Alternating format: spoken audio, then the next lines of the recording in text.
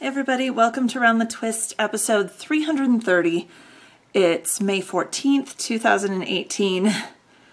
And yeah, I don't even know how to start really. It's been a fairly uneventful week for once, for which I'm utterly grateful.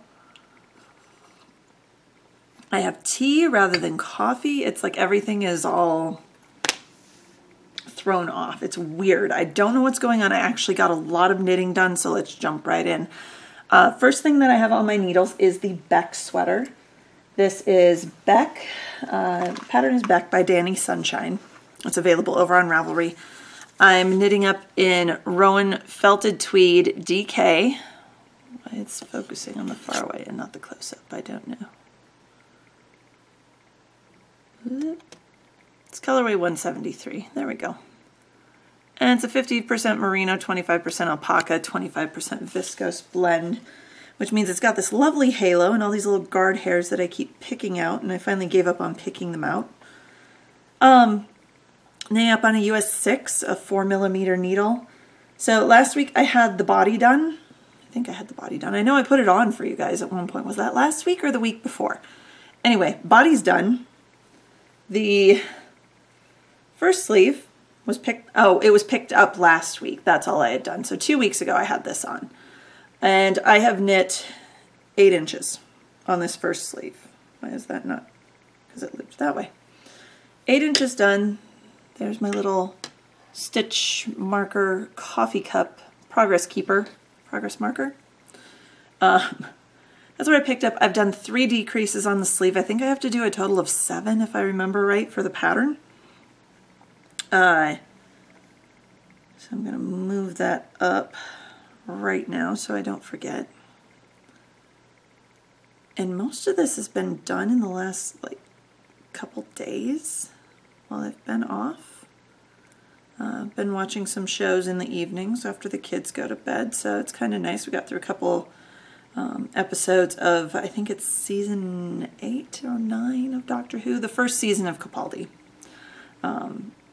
With my friend Sarah hasn't been caught up since the Matt Smith time, so we're trying to get her caught up on that. So yeah, 8 inches of sleeve, not bad.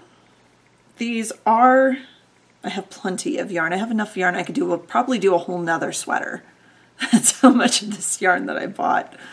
But I wanted to make sure I wouldn't run out. So these are going to be full length sleeves when I'm done with them eventually.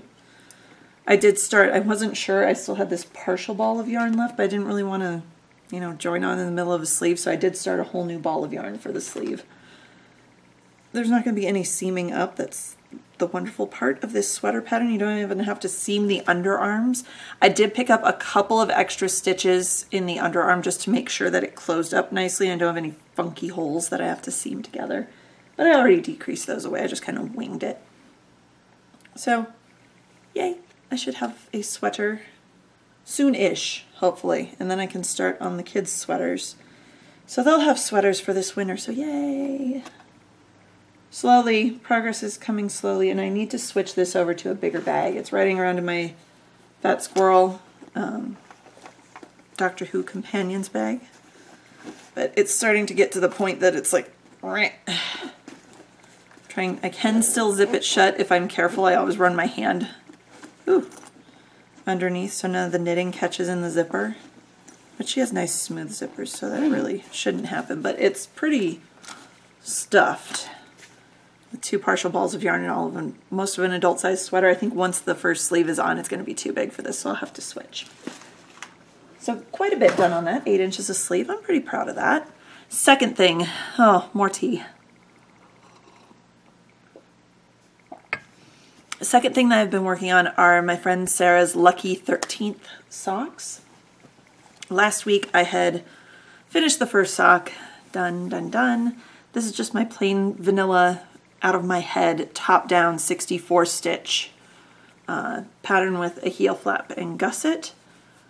And the colorway is Hawthorne from Socks That Rock. It's in the Socks That Rock lightweight. I'll get this up here for you guys. Hawthorne was a Christmas colorway oh gosh, several years ago when they came out with that Courier and Ives colorway. Also, that ended up being a pair of socks for Sarah. Second sock is coming along. I'm knitting this up on a US 1.5, which is a 2.5 millimeter needle. And I'm ready to start the heel flap. I have the ribbing done, the cuff done, everything is finished. I did knit some of it, so hubby and I went and saw Avengers Infinity War, like the Tuesday or Wednesday after it opened, something like that, and loved it, amazing, mind-blowing. Like shock and horror, just sitting there the last few minutes of the movie. It took a few days to process, and I'm going to leave it at that. I don't want to spoiler it for you people that haven't seen it, even though it's been out for a few weeks. Why haven't you seen it? So we had to get my friend Sarah caught up because she hadn't seen either Thor the Dark World or Thor Ragnarok. She hadn't even known Thor the Dark World was a movie. She thought Ragnarok was the second Thor movie. So we got her caught up on those. She's not sure if she had seen Iron Man 2 or 3, but those are less... It's okay if you miss them because other movies have caught her up. She kind of knows where Iron Man is at. I will get her to see them eventually. Don't worry. I can hear everyone yelling at me. But for some reason, I thought that the cuff, the vanilla part, stockinette part here, was only supposed to be 30 rows. Thank goodness I left myself notes from the first sock over on my Ravelry page, and it's actually 40. So I stopped at 32 rows, like right before the movie started, or in the beginning few minutes of the movie, because I'm like, I don't want to zip past where I need to be, and it was too dark to try to count rows. So I just went ahead and stopped and sat with it in my lap and watched Avengers Infinity War over again with her. So now she is caught up, and I'm zipping along on her socks. So that's the second thing that I knit on. And then I pulled out something you guys haven't seen in, I don't even know how long. It's probably close to a year since I pulled out anything for the Pokey Things segment. So I don't know why. I got a crazy hair one day to pull out my cross stitch. I know, right? The Once Upon a Time sampler from Frosted Pumpkin Stitchery. And I'm knitting this up for Tara for her room, and hopefully we'll have it done before her high school graduation, because honestly, that last corner, this block right here, yeah, that's all I have left. That's it right there. This bottom part of it, I don't know why. I did the things that I managed to do. I had part of Hansel's face done. So it's the fairy tale theme for December is Hansel and Gretel. I finished Hansel's face. I did all of Gretel's face and her two little arms there. And a couple of the sprinkles on the roof, the ones that are green, random. And the little bits of green lawn right here and over here. This little humpy bit that's going to be there, that's the top of the loaf, the slice of bread that they're scattering breadcrumbs from. So there's a lot of little piddly things to do on this one. I think that's why I stopped, because the kids were at a place where I couldn't really work on it that much without being interrupted. But now I've had a couple of good solid nap time days, and it's like, yeah, I can get this done, and it'll be done. Because it's huge. It's huge. If you guys remember this. It's all fairy tales, and every month as a different fairy tale. I mean, Snow White, Princess and the Frog, Three Little Pigs, three Little Bears, Jack and the Beanstalk, the Princess and the Pea. I think it's all kind of squished with the frame, but Thumbelina is over here. The Bremertown Musicians, Rapunzel, Cinderella's under the Q-snap over here. Little Red Riding Hood and the Big Bad Wolf, and then Hansel and Gretel is the last one. And then I'm going to put in, rather than the year down over here, I'm going to put in the end. Because it'll be the end. And I don't want to do the year for something that I've been working on for so many years, because what do I put for the year? The year she was born, because this came out the year after. Do I do the year I started it? The year I finished it? I don't know. And then I'll have to get everything out and start when that one's done, start the superhero alphabet for Gabe's room, and hopefully he doesn't start hating superheroes. He suddenly decided that his favorite color is not green, it's orange. So the fickleness of toddlers, people. What to do. So anyway, that's everything I've been working on. It's going quick this week, like the recording. It's like, wow, that's only 10 minutes. I did a lot. Why isn't it more? Anyway, So various and sundry, let's flip over. I have an upcoming event that's going to be the Estes Park Wool Market, June 9th and 10th. I'm not sure what day we're going to head up there. But please, if you see me wandering around, it's probably going to be me, hubby, the twins, maybe Auntie Sarah, friend Sarah will be along, possibly. We'll see if she wants to go. If not, she'll have a nice quiet day home without us. Just come up and say hi, and as we get closer to the event, I will let you guys know what day we're going to go, whether it's going to be Saturday or Sunday. We'll see. And then talk about upcoming events. Today I went to the grocery store this morning and did the huge cooking, freezer cooking shopping experience, which, number one, 30 meals. I'm doing all Instant Pot meals again this time because it's working great. I love my Instant Pot with the freezer meals. We did swap out a few of the recipes that came through this month. We're not big on salmon. Neither one of us are huge fish eaters. We like fish, but they had like two or three salmon recipes, and we were like, eh. And then also two that were very similar. Like one was sausage, beans, and rice, and another one was a sausage stew. That, I mean, the ingredients were very similar. So we switched out for some ones that we liked before, which is what I love. If you're interested in doing freezer cooking, the website onceamonthmeals.com. It is a membership website, but you can try it out. Try one of the mini meal or mini menu sets, and that's 5 recipes, so you end up with 10 meals because you make a double batch. And you can do any of the mini menus for free to start with, and then you pay. And I do a yearly renewal of the Pro account, which allows me to swap out recipes.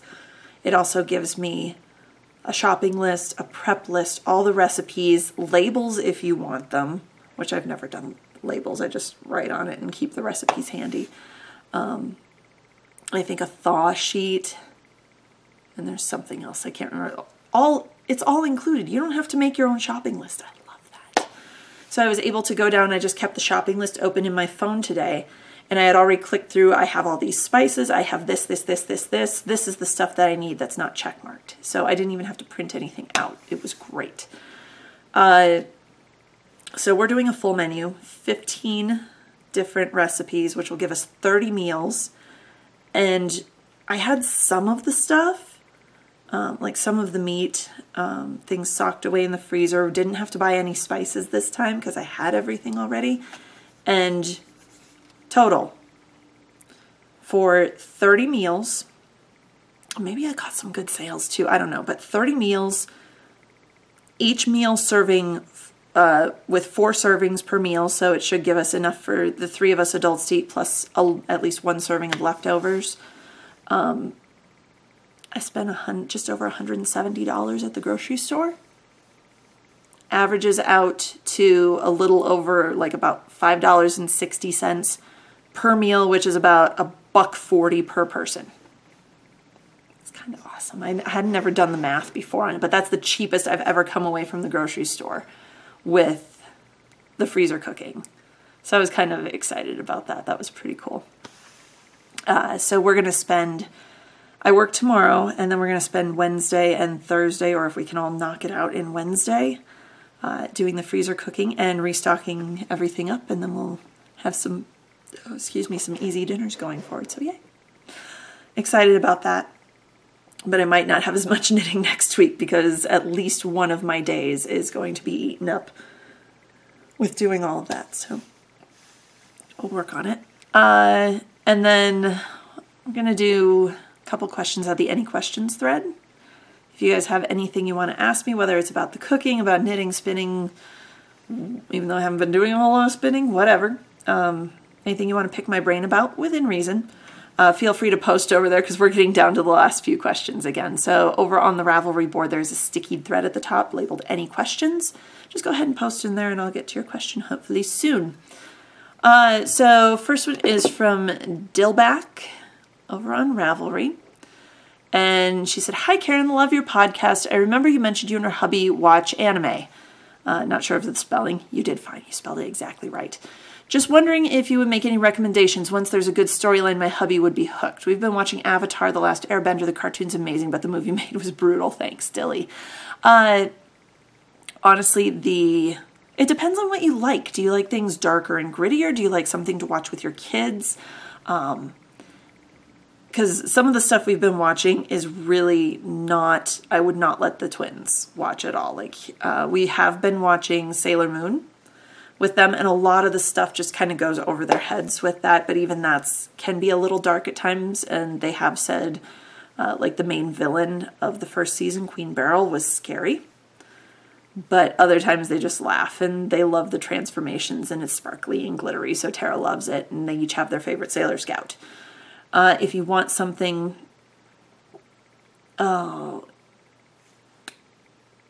yes, okay. I was like, oh, I just blanked on the title. If you want something a little darker, it has a great storyline, is Full Metal Alchemist Brotherhood. And if you have Amazon Prime, it's actually available for free streaming right now. So that's how I was able to find it for hubby, because that was his favorite one growing up. Those are the main ones that we've watched. He used to watch Yu-Gi-Oh! A little bit and actually played the card game growing up. We've been watching the seasons of Pokemon, and I think we own like 5 or 6 of the seasons of that. So that's another good one for younger kids. But if you want something darker and more adult, the ones that really mess you up, there's something about Titan. There's a Titan one. I can't remember. I just remember seeing ads for it on Cartoon Network and going, wow, this is weird. Yeah, we're not watching that. And hubby's going, yeah, no, we're not, because it is weird. So I definitely recommend Full Metal Alchemist Brotherhood. I liked that one. And they're coming out with a live action movie, which we're not sure about that one. But give the cartoon a try. See what you think. And yeah, go from there. There are lighter moments and then there's darker stuff with it. So it's kind of back and forth both ways. There's also kind of, oh my gosh, what just happened moments too. So you get a little bit of everything. And then KPAR62, Kathy, said, you mentioned that Gabe runs warm. I was wondering how you deal with getting him to wear the correct layers to protect himself from frostbite and such. It was always a bit of a battle when my son was little. Actually, it hasn't been bad. Like, he knows when we go out, he has to wear a coat. Now that we're kind of into the spring, summery, warmer months, it's kind of a struggle because he knows it's going to be warm in the afternoon, so he wants to wear shorts. And like this morning going to the grocery store with him, it was like 50 degrees. And he started complaining while we were there that, oh, I'm cold. Well, he was also sticking his hands and his face into the freezers and the refrigerated sections and saying, it's cold. I'm like, then take your hands out, son. So in the winter, when it's cold out, they get it. They understand. And every kid's different. So I can't really tell you how do I deal with getting to wear the correct stuff. It's like, dude, it's cold outside. Put your warm coat on. The big puffer coat? Yes, the big puffer coat. Okay. Or if we're just going to preschool and he's not going to be outside that long, because I know the weather was, when it was below a certain temperature, they wouldn't take the kids outside to the playground for playtime. They just play in the classroom. I wouldn't make him wear the huge full-on puffer winter coat. I'd just have him put on like a fleece zip-up and call it good, because for the 30 seconds walking from the car into the preschool, it wasn't worth the struggle. So that's all I do. Yeah. So we'll go with that. I guess I'll see you guys next week, provided I have something to show you. If not, I'll let you all know by posting on social media. Oh, one last thing. What I'm wearing. So I actually had a moment of where I broke down this week. This lovely shawl is from Froggy Monkey, Amy, from the Knitting in Circles podcast. She hand knit it for me. You'll see why. And the pattern's available over on Ravelry.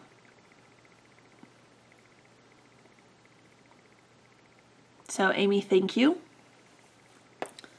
It is warm. It is lovely. You made me cry again. And yeah, we'll go from there. So after all that, until next week, everyone, happy knitting.